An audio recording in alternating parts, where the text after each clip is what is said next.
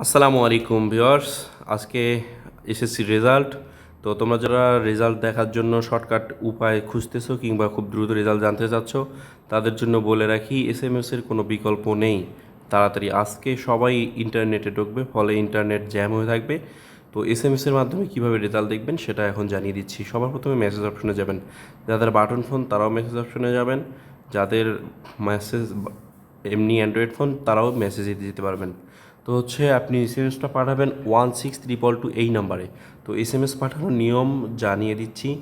SSC প্রথমে লিখবেন SSC, তারপরে স্পেস এসএসসি স্পেস, তারপর হচ্ছে বোর্ড। যাদের হচ্ছে দিনাজপুর বোর্ড তারা বোর্ডের প্রথম 3 অক্ষর লিখবেন ডিআইএন। যাদের ঢাকা বোর্ড তারা বোর্ডের 3 অক্ষর আগে লিখবেন।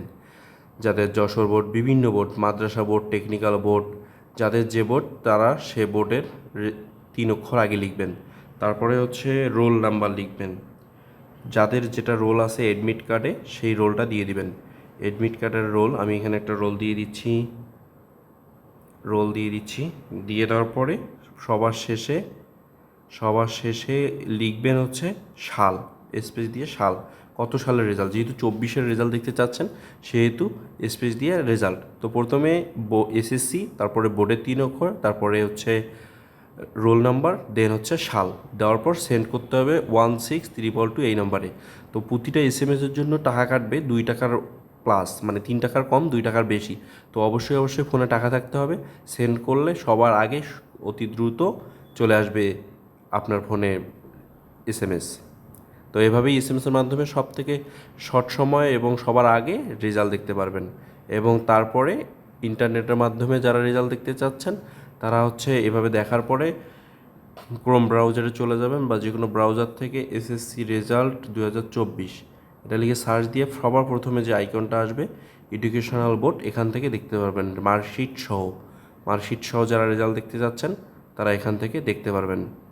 তো 11টায় পাবলিশ হবে রেজাল্ট, 11টার পরেই হচ্ছে আপনারা দেখতে পারবেন।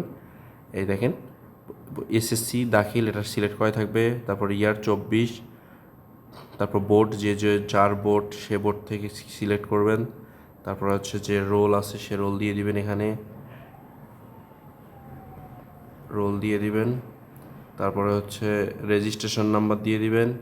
তারপরে হচ্ছে 6+7 বা যে ক্যালকুলেশনটা থাকবে, যে ম্যাথমেটিক্সটা থাকবে সেটা দিয়ে দিবেন। দেওয়ার পর সাবমিট দিলেই রেজাল্ট দেখতে পারবেন। তো ধন্যবাদ সবাইকে, ভালো থাকবেন।